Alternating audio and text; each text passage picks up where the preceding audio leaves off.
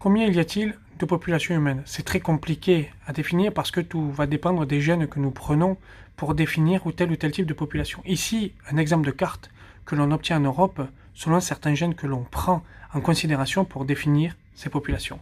Et vous voyez que lorsque l'on prend la carte des gènes plutôt que la carte géographique, on constate qu'il y a des variations qui sont importantes et qui ne correspondent pas toujours à la carte géographique. Par exemple, en France, vous avez des variations géniques ici, au cœur de la France, qui sont plutôt retrouvées en Suisse.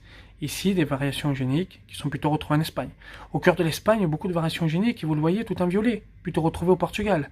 Lorsque vous regardez les variations géniques plutôt retrouvées en Italie, vous en avez beaucoup en Europe du Nord. Ces populations-là sont plus proches des Italiens que de certaines autres populations africaines.